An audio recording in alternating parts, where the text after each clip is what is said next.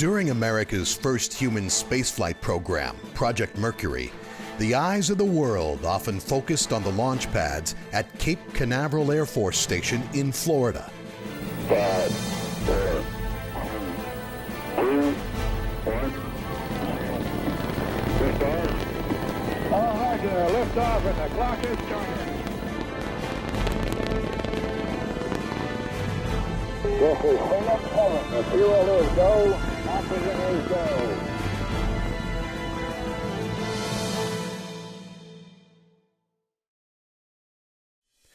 Another centerpiece facility for astronaut training, crew quarters, and spacecraft processing was Hangar S at the Cape. While not as well known as the Mercury Control Center and the launch pads, Hangar S was the location of crucial work supporting NASA's early human spaceflights. After the National Aeronautics and Space Administration was formed in 1958, the new agency announced the selection of 7 military test pilots who would become America's first astronauts.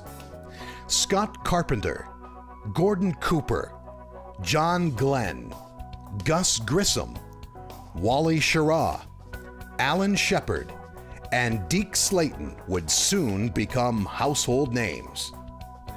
From 1959 to 1963, the 61,300 square foot Hangar S became a hub of activity as America prepared for the program to send men on their first trips into space. Hangar S was built in 1957. It housed operations of the U.S. Naval Research Laboratory's Project Vanguard. The 75-foot-tall rocket was part of the nation's earliest efforts to launch Earth-orbiting satellites. In 1959, NASA acquired Hangar S through an agreement with the Department of Defense and modified it for use for pre-flight processing. This is where the Mercury space capsules were received and tested. By the end of 1960, NASA referred to Hangar S as the nerve center of Project Mercury and home of the Space Task Group's Pre-Flight Operations Division, which had grown to over 400 technicians and contractors who prepared the Mercury capsules for launch. The processing of the Mercury spacecraft began with its arrival at the Cape Canaveral skid strip aboard a transport aircraft. It then was transferred to Hangar S for a capsule shakedown. The hangar contained all the necessary facilities, storage, and work areas required to prepare the capsule, including a white room.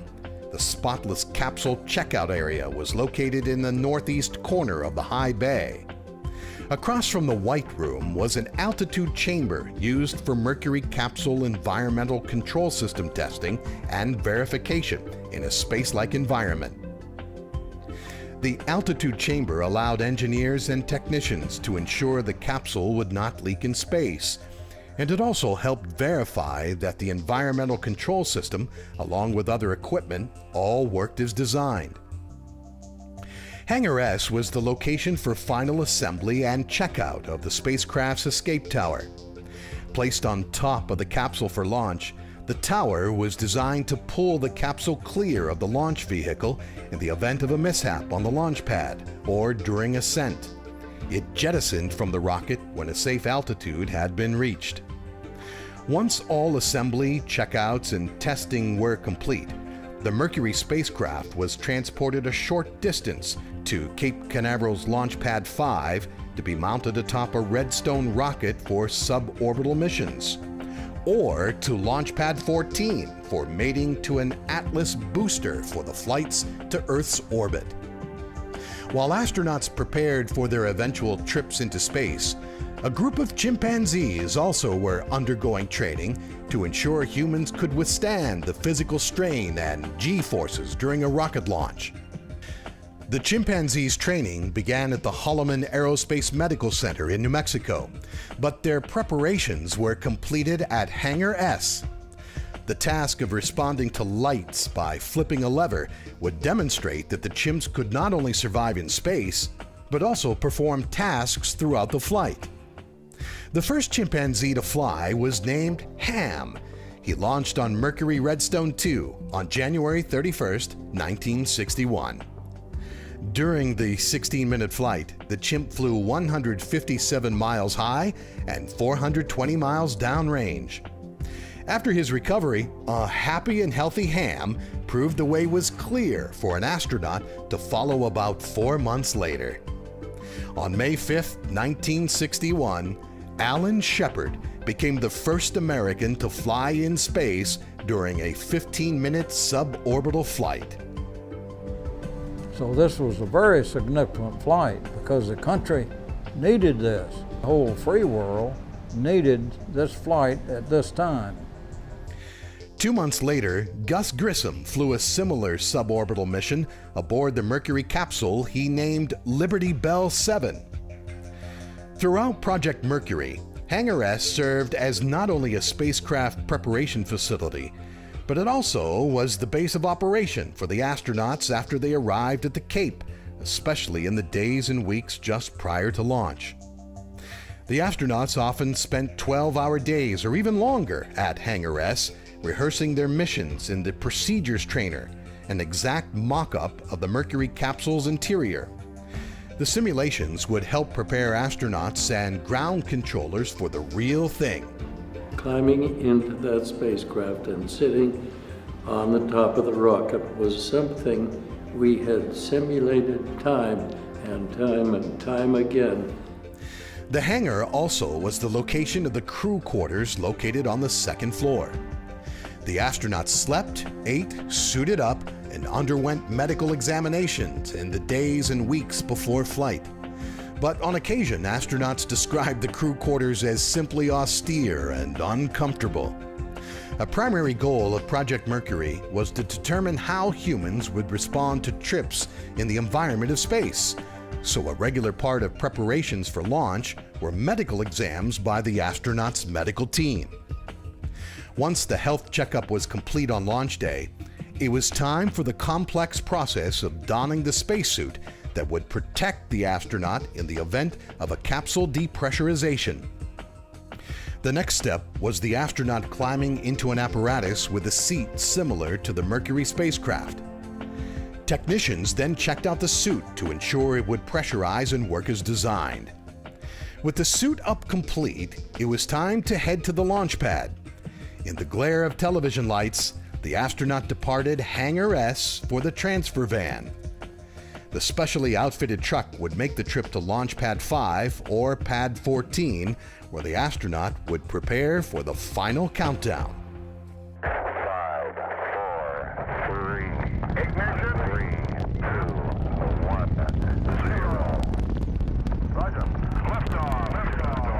Operating. We're underway. Roger. Reading you loud and clear. 3 days after John Glenn's historic mission on February 20th, 1962, President John F. Kennedy visited Cape Canaveral to see facilities such as Launch Pad 14, where Glenn lifted off. The presidential tour included Hangar S, where Mercury spacecraft were being prepared for future missions. And during a special ceremony outside the hangar, President Kennedy congratulated America's first person to orbit the Earth and those who supported his historic mission. Glenn's mission was followed by 3 more orbital flights by astronauts Carpenter, Schirra, and Cooper, each with longer missions and increasingly sophisticated capsule maneuvers and experiments. Following completion of the Mercury missions, the spacecraft would be returned to Hangar S for post-flight inspections. Key parts would be removed for study, so lessons learned could be applied to future designs. After the 22-orbit mission of Gordon Cooper aboard Mercury Atlas 9 in 1963, America's first human spaceflight program came to an end.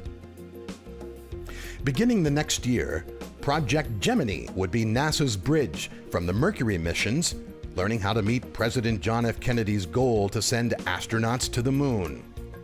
The first Gemini spacecraft also were processed for flight in Hangar S. The new program would allow humans to emerge from their spacecraft and begin to walk in space as well as rendezvous and dock with other orbiting spacecraft.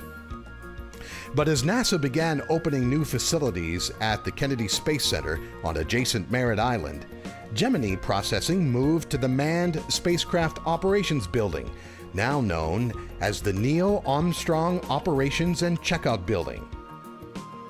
The interior of the Hangar S high bay was modified later in 1965 with the construction of a satellite processing area. These spacecraft included the Franco-German Symphony communication satellite and the agency's lunar orbiter spacecraft that mapped the moon prior to the Apollo missions, taking humans to work on the lunar surface during the late 1960s and early 1970s. 5, 4, we've gone for main engine start. We have main engine start. Liftoff of America's first space shuttle. And the shuttle has cleared the tower. As the space shuttle era began in 1981, work at Hangar S supported the new effort. During the shuttle program, many types of equipment, such as scape suits, were maintained and repaired at the life support facility inside Hangar S. The rubber-coated self-contained atmospheric protective ensembles were worn by technicians at Kennedy and Cape Canaveral for protection during processing activities that involved hazardous chemicals such as rocket propellants or in the event of a spill.